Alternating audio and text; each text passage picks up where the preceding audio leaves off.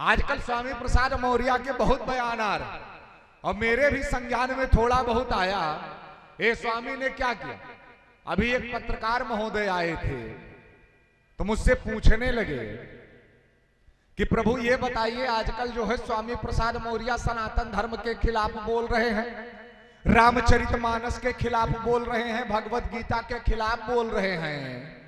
तो सबसे पहले स्वामी प्रसाद मौर्य को यही समझना चाहिए कि इनके नाम में स्वामी और प्रसाद दोनों है, और जिसके नाम में ही स्वामी है, जिसके नाम में ही प्रसाद है, वो अगर रामचरितमानस का विरोध करे तो यह असंभव है। बहुत सारे ऐसे लोग होते, ये तर्क करना अच्छी बात है लेकिन कुतर्क करना बुरी बात है। किसी के भी धर्मपंथ संप्रदाय मत मजहब का विरोध नहीं करना चाहिए, लेकिन जहां पर सनातन धर्म का विरोध हो, जहां पर सनातन धर्म की संस्कृति का विरोध हो, जहां पर सनातन धर्म के धार्मिक ग्रंथों का विरोध हो, वहां पर जवाब देना आवश्यक हो जाता है। बहुत सारे ऐसे लोग जिनको समझ में नहीं आता है, जिन्होंने रामचरितमानस का रा नहीं पढ़ा है, स्वामी प्रसाद मौर्य जैसे लोग, ना वेद पढ़ा, ना शास्त्र पढ़ा, ना पुराण पढ़ा, ना उपनिषद पढ़ा, ना कठोपनिषद पढ़ा, ना रामचरितमानस पढ़ा, ना व्याकरण पढ़ा, ना भगवत गीता पढ़ा, ना इतिहास पढ़ा, वो आज रामचरितमानस पर सवाल उठा रहे हैं। रामचरितमानस पर सवाल उठाने की किसी की क्या बोला जाए भाई, भागवत कथा का मंच है, विवश, वरना समझाने की आवश्यकता है। काहे के लिए सठम साठ्यम समाचरे, अगर दुष्टों के साथ दुष्टता नहीं करोगे तो दुष्ट अपनी दुष्टता से बात नहीं आएगा। हम उन भगवान राम के संस्कृति के हैं जिन्होंने समुद्र से भी रास्ता मांगा था, लेकिन जब समुद्र ने रास्ता नहीं दिया तब भगवान ने कहा बिना ही नमान ही जलध जड़ गए 3 दिन बीत, और बोले राम सकोप तब भय बिन हो न प्रीते। कई बार कोई का कुछ ना बोलो तो का कमजोर मान लिया, यानी है डराएंगे। तो ये समझाने की आवश्यकता, ये बताने की आवश्यकता, और हाँ, यहाँ के जो भी लोग हैं उनको भी समझने की आवश्यकता है। रामचरितमानस क्या है, और रामचरितमानस में गोस्वामी तुलसीदास जी ने कहा है, इहा न पक्षपात कछ राख्यों, वो पक्षपाती नहीं थे। बहुत सारे लोग गोस्वामी तुलसीदास जी को ब्राह्मणवादी बता देते, हाँ कहते ब्राह्मणवादी थे, सब ब्राह्मणे के बारे में लिख गए हो। कहीं अगर तुलसीदास जी राम के भक्त होते, तुलसीदास जी कृष्ण के भक्त होते तो राम के बारे में लिखते।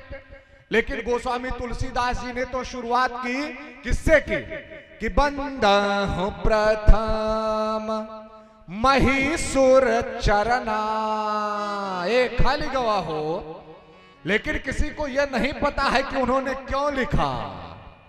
इसलिए लिखा क्योंकि इस मही अर्थात धरती के देवता किसको कहा गया है, ब्राह्मणों को कहा गया है। किस लिए कहा गया है वो भी बताता। दैवाधीनम जगत सर्वम मंत्रोधीनश्च देवता ते मंत्रा ब्राह्मणाधीना तस्मात् ब्राह्मण देवता बताया गया। और अगर तुलसीदास जी ब्राह्मणवादी होते तो मुझे एक बात बताइए, रावण कौन था? हमरे जान में तो ब्राह्मण ही रहा है हो, रावण ब्राह्मण था। लेकिन रावण का वध किसने किया? भगवान राम ने किया। और भगवान राम का क्या वंश था? रघुवंश था, वो क्षत्रिय थे। अगर तुलसीदास जी ब्राह्मणवादी होती तो राम के हाथे काहे रावण का मरु होती, बताओ। रामचरितमानस में जो लिखा गया है वो यथार्थ लिखा गया।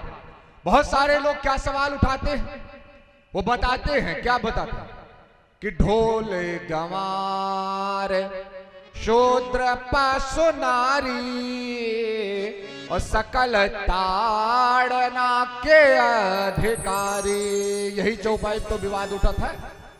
ढोल गंवार शूद्र पशु नारी सकल ताड़ना के अधिकारी। तो इस चौपाई का सटीक अर्थ क्या है वो आज सुनिए आप। जो ढोल है, ढोल क्या होता है?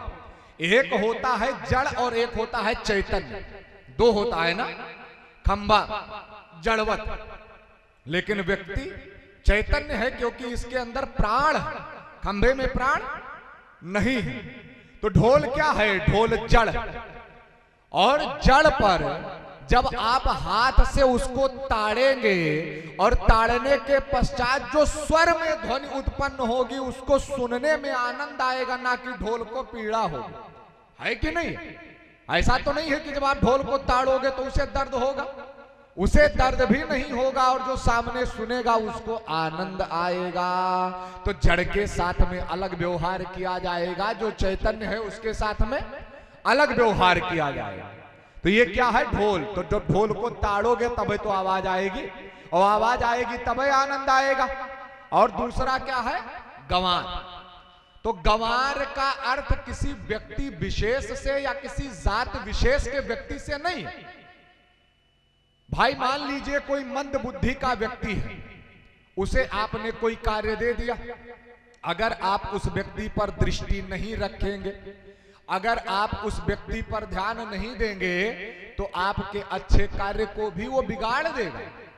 भाई जब इतनी बुद्धि ही नहीं है और आप उसको कार्य सौंप दोगे तो कैसे कर पाएगा? उसे बताना पड़ेगा कि नहीं बताना पड़ेगा? कुछ जने कहा नहीं है कि 20 बार पूछो तो काम मंद बुद्धि है, समझ में नहीं आवत है। तो जो व्यक्ति है उस पर ध्यान देने की आवश्यकता है।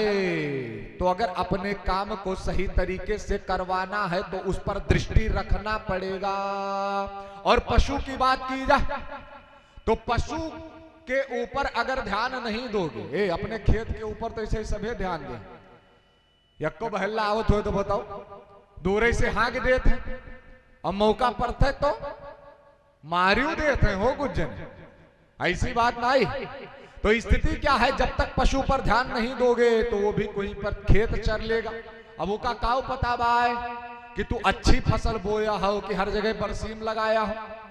और अगर देखा जाए नारी की बात की जाए तो नारी के जगह पर जिस ताड़ना शब्द का प्रयोग किया गया है, अवधी भाषा में ताड़ना का वास्तव में अर्थ जानते हैं क्या होता है? दृष्टि रखना।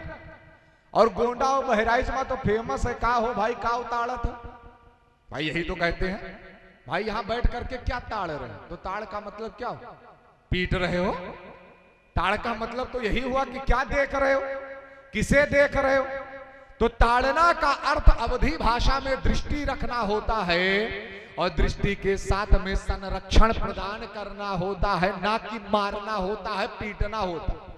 तो कुछ ऐसे लोग हैं जो जानेंगे भी नहीं और मानेंगे भी नहीं, या तो जानिए या तो मानिए।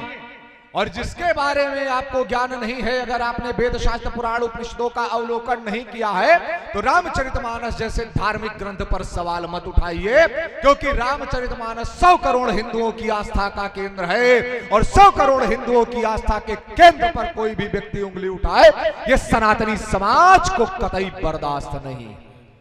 ये बताने की आवश्यकता, ये जानने की आवश्यकता। सनातन धर्म के संस्कृति के प्रभुत्व के गरिमा के स्तंभों को मजबूत करने के लिए प्रत्येक सनातनियों को तटस्थ होकर के कार्य करने की आवश्यकता है।